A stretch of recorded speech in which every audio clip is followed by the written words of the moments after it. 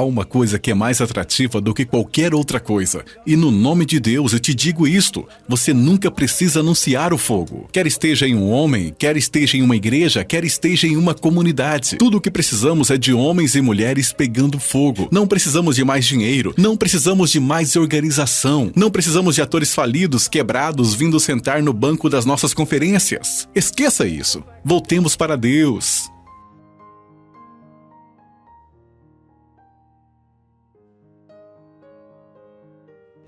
Sabendo primeiramente isto, que nenhuma profecia da Escritura é de particular interpretação, porque a profecia nunca foi produzida por vontade de homem algum. Mas os homens santos de Deus falaram, movidos pelo Espírito Santo. Entenderam?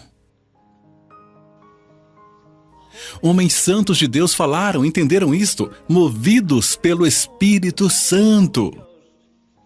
Lembram daquela história em Atos 26, 27, onde Paulo estava no navio e havia 270 pessoas com ele e o navio entrou em apuros e eles jogaram as bagagens no mar?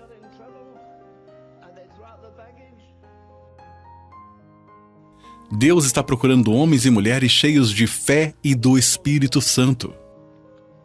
Mas lá diz que quando eles não podiam fazer mais nada com o navio, lá diz o quê? Nos deixamos levar. Essa mesma palavra no grego é usada aqui, movidos pelo Espírito Santo. Como o Espírito Santo move? Não diz que no início ele se movia sobre a face da terra? Havia trevas na face da terra, havia caos e do caos ele trouxe o cosmo. Sabe, nós temos uma ideia muito superficial do Espírito Santo. Nós não conhecemos Deus.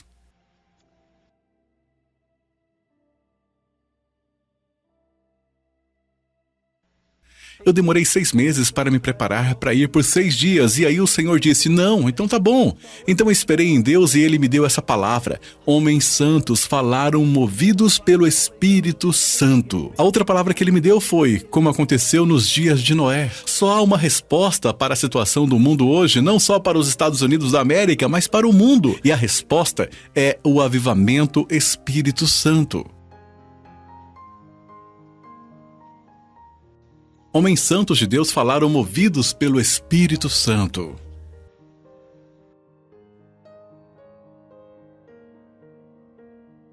Escute, você acha que pode ter o Espírito Santo revolucionando sua vida e permanecer com o seu status quo? Se você dissesse que estava num culto hoje à noite e que a misericórdia de Deus se moveu em você e dissesse amanhã, ontem à noite Deus se moveu em mim naquele culto, Ele mudou minha vida. Escute, só há uma prova disso. É se isso mudou o seu estilo de vida. Você não pode se iludir só porque agora sabe um pouco mais sobre o Espírito Santo e leu mais livros. Deus não pediu para você ser uma biblioteca ambulante, Ele pediu para você ser cheio da personalidade dEle. Escute, se você for cheio do Espírito Santo, você não dará a mínima para a opinião das pessoas. Quer eles gostem ou odeiem você, qual diferença faz? A maior coisa que você aprenderá desse lado da eternidade é: Jesus me ama. Ou é ser totalmente de Cristo e aí serei comprometido com Ele, ou então é ser amarrado a uma igreja prostituta. Mas qual é a próxima coisa que o Espírito Santo faz? Ele vem sobre um grupo de homens. Eles estavam reunidos no cenáculo e foram cheios do Espírito Santo. Atos 2:4. Paulo ora pelos colossenses, que sejais cheios do conhecimento da sua vontade. Quantos de vocês estão cambaleando, não sabem qual caminho seguir? Vocês jovens dizem, não sei se Deus me quer no campo missionário, se me quer aqui ou ali. Descubra a vontade de Deus e a execute. Pegue um barco e vá para Hong Kong e para King Kong na medida do possível. Enquanto você souber que está na vontade de Deus, todo o inferno se levantará contra você. E aí em Efésios 3, versículo 19, lembram desse versículo fantástico? É a coisa mais estupenda que eu conheço desse lado da eternidade. Lá diz que vocês, seres mortais, vocês podem ser cheios de toda a plenitude de Deus. Bem, a palavra grega para que sejais cheios do Espírito, na verdade, é para que estejais sendo cheios do Espírito. Não é uma coisa que acontece uma vez somente, isso está continuamente aí. Jesus diz, se vós estiverdes em mim, você não tem suas orações respondidas simplesmente porque você usa Deus como se estivesse indo às compras. Você fica com Ele todos os dias? Ele te diz para ir a um certo lugar, meditar e te mostrar toda a sua carreira crucificada. Você decidiu ser um advogado e Deus diz, você não pode ser um advogado.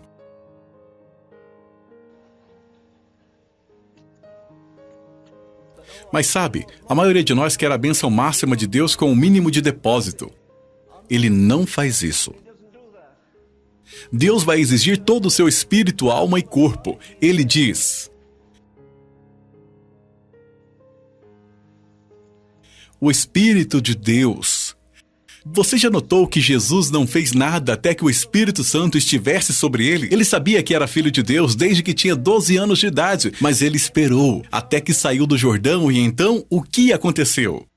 Oh, eu quero ser cheio do Espírito Santo. Você bate palmas, canta e tem um momento maravilhoso. Espera um minuto. Você disse a Deus que quer ser como Jesus? E o que aconteceu quando Jesus foi cheio do Espírito Santo? Ele foi imediatamente guiado pelo Espírito. Ele não foi guiado pelo diabo. Ele foi levado pelo Espírito ao deserto por 40 dias. Você está preparado para isso? Você não pode ter as bênçãos de Deus nos seus termos.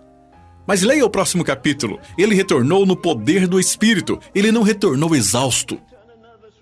O diabo tentou durante 40 dias, sexualmente, de todas as formas. Ele foi tentado em todos os pontos. E o diabo nunca se aproveitou dele porque ele era um homem cheio de Deus. Quão cheio ele era? Veja Isaías capítulo 11. Isaías capítulo 11. João 3,34 diz o quê? Pois não lhe dá Deus o Espírito por medida. Em João 3,34, mas aqui em Isaías 11, escutem. Porque brotará um rebento do tronco de Jessé e das suas raízes um renovo frutificará e repousará sobre ele o Espírito do Senhor. Ouviram isso? O Espírito do Senhor, o Espírito de sabedoria, número 2, o Espírito de entendimento, número 3, o Espírito de conselho, número 4, o Espírito de fortaleza, número 5, o Espírito de conhecimento, número 6, e de temor do Senhor. E não julgará segundo a vista dos seus olhos, nem repreenderá segundo o ouvir dos seus ouvidos, mas julgará com justiça. E aí, meus queridos amigos, vocês não desejam que essas coisas fossem exercitadas na sua igreja? Que seus pregadores ou diáconos tivessem o espírito de sabedoria, o espírito de conhecimento, o espírito de poder, o espírito de revelação? Nós não obtemos isso apenas indo a um culto em uma noite. Se isso acontecesse nos dias de Wesley ou 100 anos atrás, você diria, bem, naquela época era diferente. O que era diferente? A natureza humana é a mesma, não é? A dor não é a mesma? Homicídio não é a mesma coisa? Embriaguez não é a mesma coisa? Por que, em nome de Deus, damos tantas desculpas? O inferno é o mesmo, o céu é o mesmo. Eu espero trazer a vocês uma mensagem ardente sobre o trono do julgamento de Cristo. Então, homens santos de Deus falaram movidos pelo Espírito Santo. Mas você pode ser movido emocionalmente. Você vai aos cultos e se emociona. Quantas vezes você fez compromissos? Diga! Se comprometeu a entregar-se mais, se comprometeu a orar um pouco mais, comprometeu-se com isso. Você pode se comprometer 100 vezes. Quantas vezes um homem é crucificado? Esse é um compromisso só. Os pregadores amam dizer, tivemos uma manhã de domingo adorável, as pessoas vieram à frente. Vir à frente não significa mais nada. E um dia eu tive que ir a uma igreja em uma cidade chamada Orange Grove. E quando eu fui ao púlpito, eu estava no mesmo lugar que Augustus M. Toplett ficava. Lembram que ele escreveu aquele hino? Rocha eterna, fendeu-se para mim. Então, quando eu subi ao púlpito, quando eu coloquei meus pés lá, pensei naquela frase desse hino: seja a dupla cura do pecado. Sabem por que não temos avivamentos? Porque não há evangelistas, desde Billy Graham até mais embaixo, que leve a mensagem da dupla cura. Wesley disse, eu fui para lá e para cá, fui para Manchester, fui para Londres, e eu ofereci Cristo aos homens. Homens santos andaram movidos pelo Espírito Santo. Falaram movidos pelo Espírito Santo. Então eu vou para a cama às 21 horas, acordo meia-noite ou 1 ou 2 horas da manhã e espero em Deus. Homens andaram movidos pelo Espírito Santo. Escutem, deixem eu lhes dizer, de 2 coisas, uma vai acontecer se você for cheio do Espírito Santo. Ou sua vida de oração vai ser revolucionada, ou alguma outra coisa.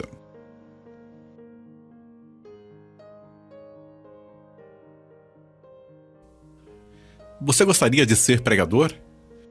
Você quer saber o segredo da pregação? Aqui está em 1 Pedro capítulo 1, verso 11. Indagando que tempo ou que ocasião de tempo o Espírito de Cristo que estava neles indicava anteriormente, testificando os sofrimentos que a Cristo haviam de vir e a glória que se lhes havia de seguir. Você percebe isso? Os sofrimentos e depois a glória, ok? Aos quais foi revelado que não para si mesmos, mas para nós, eles ministravam essas coisas que agora vos foram anunciadas por aqueles que vos pregaram o Evangelho, pelo Espírito Santo enviado do céu. 1 Pedro 1,12.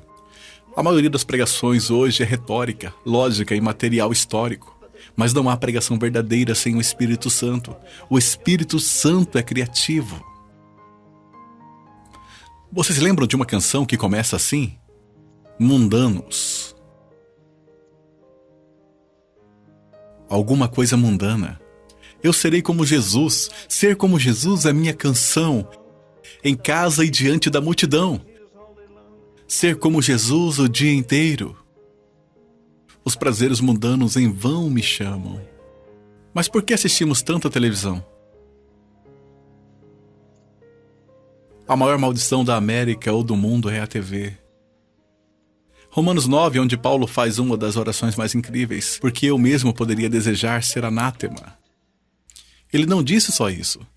Ele diz, eu tenho o Espírito Santo como testemunha. Quantas vezes você tem o Espírito Santo como testemunha? Você não ora porque as pessoas estão orando? Você não ora porque o pastor está lá e pode ficar impressionado com a sua oração?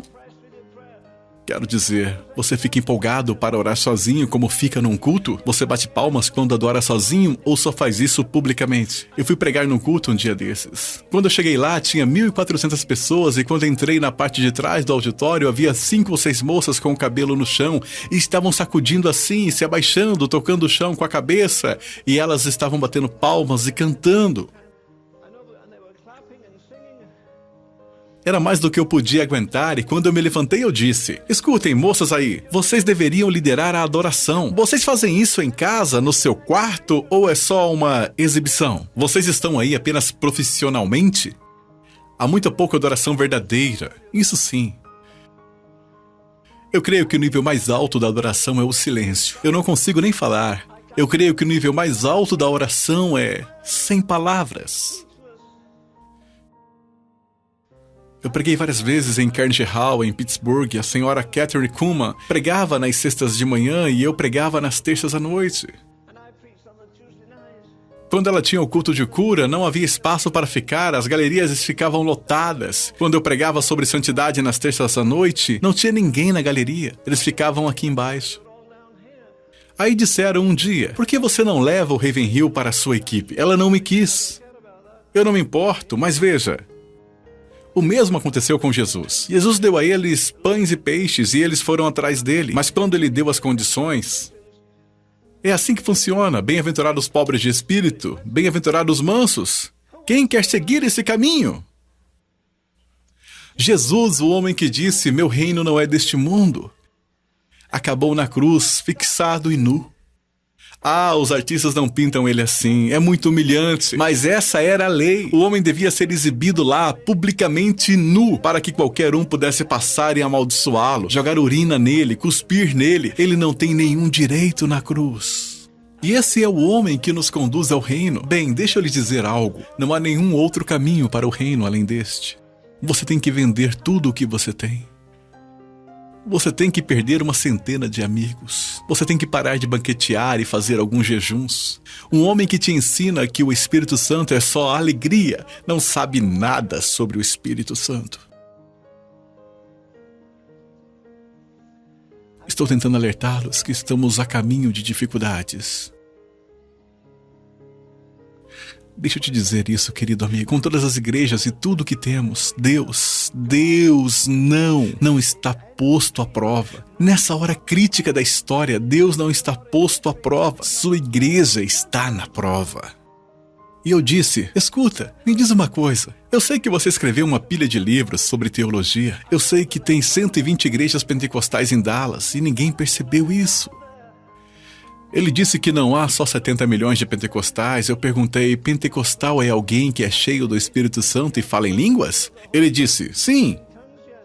Ele disse, há 120 milhões deles pelo mundo. Eu quase bati na mão dele fazendo assim e disse, irmão, me diga, havia 120 milhões no cenáculo? Ele disse, não. Eu perguntei, qual a diferença do batismo com o Espírito Santo deles pro de vocês? Quem tá ligando se você fala em línguas? Se você for mal-humorado, se você for ciumento, se você tira o último centavo de alguém ou o último minuto de trabalho de alguém? Por favor! Nós estamos a milhões de quilômetros de distância do cristianismo apostólico. Quando tentaram expulsar o demônio disse, conhecemos Jesus e conhecemos Paulo. Vamos, você é conhecido no inferno? Não me importa quem me conhece.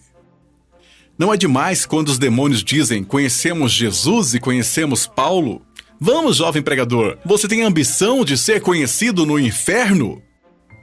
Qual a vantagem de ser conhecido em qualquer outro lugar? Você prega melhor que Billy Graham, e daí?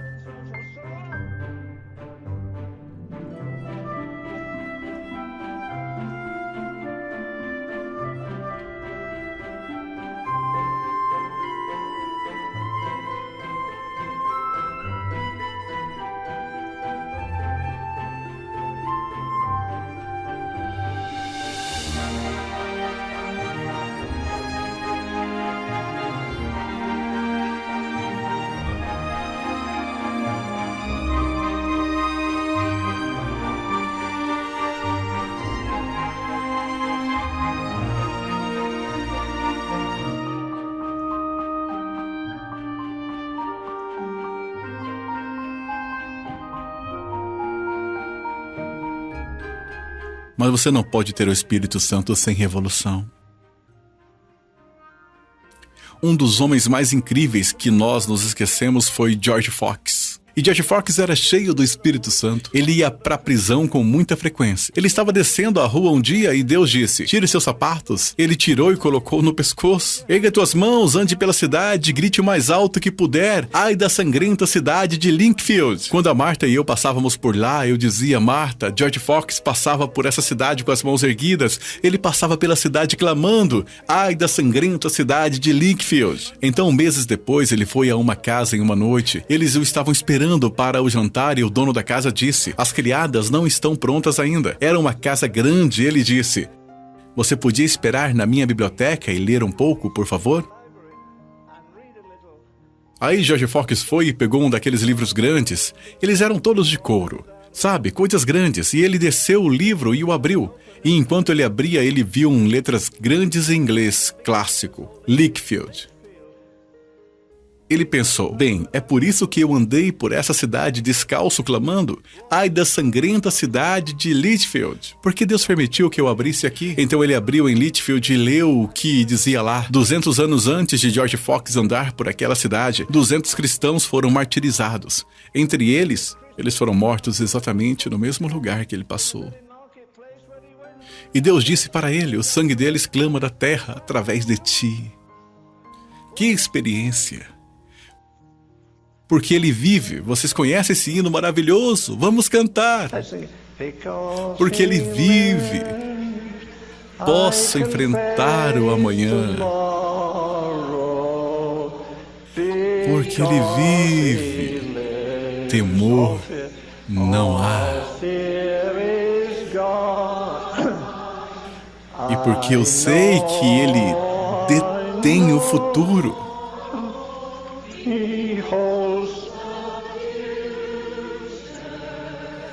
E vale a pena viver, porque ele vive.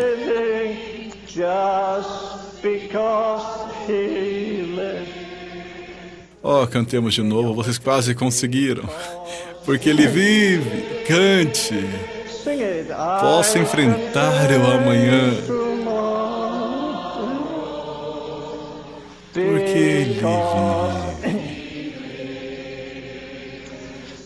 Temor não há. E porque eu sei que Ele detém o futuro,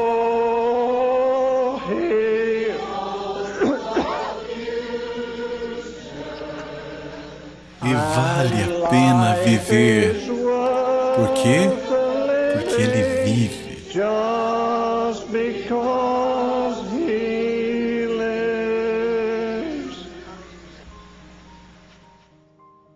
Veja o final do Evangelho conforme escreveu Lucas.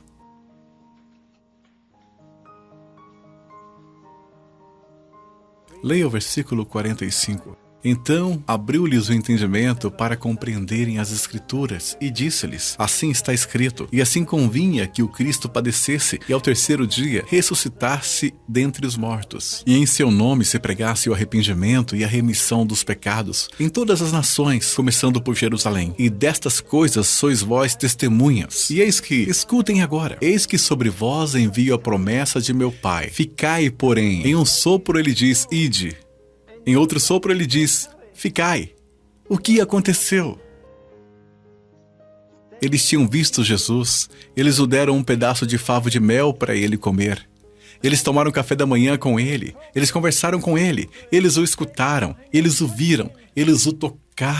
Bem, isso não é suficiente? Eles não podiam ir por todo mundo e pregar o evangelho? E se alguém dissesse: bem, como você sabe que Jesus é a luz? Porque eu dei um pedaço do meu favo de mel para ele. Porque eu apertei as mãos dele. Porque eu o toquei. Porque eu o ouvi orar. Não, isso não é suficiente. Esse é o milagre número 1. O segundo é esse: e levou-os fora até Betânia. E, levantando as suas mãos, os abençoou. E adorando-o, eles tornaram com grande júbilo para Jerusalém. E estavam sempre no templo, louvando e bendizendo a Deus. Vocês perceberam as duas coisas mais estupendas? A primeira, ele ressuscitou dos mortos. E então, enquanto eles o olhavam, assim como ele reverteu sua natureza ao vir o mundo sem um pai, ele reverteu a lei da gravidade e subiu ao céu. Eles o viram ressuscitado dentre os mortos. Eles partiram o pão com ele. Eles comeram carne com ele. Eles comeram favo de mel com ele. E agora eles estão assistindo ele subir aos céus. Isso não é suficiente. Vocês acham que 1000 demônios poderiam dizer: vocês nunca conversaram com Jesus, vocês nunca comeram com ele? Mas Jesus disse: vocês precisam de mais do que uma agitação emocional. Vocês precisam do Espírito Santo. Eu quero estar onde Deus quer que eu esteja, no lugar onde o fogo do céu vai cair, onde as pessoas vão sair totalmente transformadas, sem nenhum desejo de serem conhecidas, sem nenhum desejo de terem um aumento em qualquer coisa. Não há nenhum pregador no mundo que eu inveje. Apenas 120. Cheios do Espírito Santo. Movidos pelo Espírito Santo.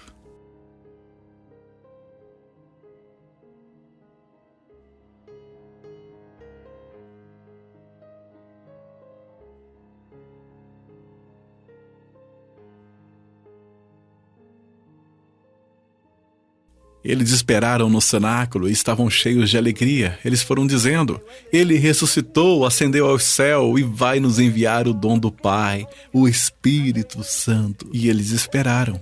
O que vocês acham que eles fizeram em cada dia? Eles diziam: vamos ter que esperar por 40 dias. Agora só restam 10. Porque eles sabiam quantos dias tinham de esperar. E ele desceu no último dia. Como vocês acham que eles se entregaram naquela manhã? E de repente o Espírito Santo. Mas quando o Espírito Santo veio sobre Maria, ela deu à luz. Quando o Espírito Santo veio sobre eles, eles deram à luz. Eles saíram, eles viraram o mundo de cabeça para baixo. Eles não tiveram patrocinadores, eles não pediram ofertas. Quanto você tem de Deus? Cheios de fé. Cheios do Espírito Santo, sem espaço para nada mais, sem espaço para o orgulho, sem espaço para a ganância, sem espaço para a promoção, sem espaço para a ambição, sem desejo de serem conhecidos. Eu quero Deus, isso é tudo. Eu quero Deus, isso é tudo. Eu não posso, mas eu queria poder avivar-nos. Vou finalizar com isso. Meu alvo é o próprio Deus. Não é alegria, nem paz, nem mesmo as bênçãos, mas é o Senhor, meu Deus. Aí o autor finaliza: por qualquer caminho, a qualquer custo. Você está preparado nessa noite? Não vou te pedir para vir até aqui. Quantas vezes você veio até a frente, chorou e gemeu e prometeu fazer isso e aquilo? Esqueça isso. Vá para o seu quarto hoje à noite e morra. Não queremos homens que venham nos ensinar sobre liderança. Queremos que nos ensinem a morrer, para que haja talvez um derramamento do Espírito. Não pode haver um derramamento de outro jeito. O diabo está com medo de homens cheios do Espírito Santo. Homens que não tenham nenhuma visão, mas uma visão para Deus, visão para a santidade e paixão pelos perdidos. Tu, ó Cristo, és tudo o que quero, mais do que tudo, em ti encontro, disse Wesley. Você pode realmente dizer isso nessa noite? Eu não vou cantar o hino e mexer com sua emoção. Estou pedindo para você ir para sua casa ou seu hotel e ficar sozinho e refletir nessa mensagem. Leia de novo e diga: Senhor, eu quero ser movido pelo Espírito Santo. Escute, se ele entrar, as outras coisas têm que sair. Cada área em você que for impura, ele vai limpar, toda obstrução ele vai retirar, e a partir de hoje você será sabedoria divina, entendimento divino e força divina.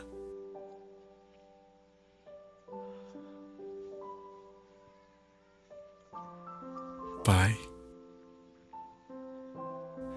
ó Deus, dá-nos um apetite maior do que o nosso apetite por comida, nosso apetite por amizades. Mantenha sua mão sobre nós.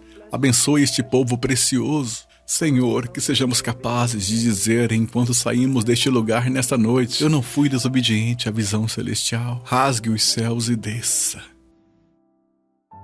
Em nome de Jesus. Amém. Bendito seja o nome do Senhor. Muito obrigado por ouvir até aqui. Deus abençoe grandemente a sua vida e a sua família.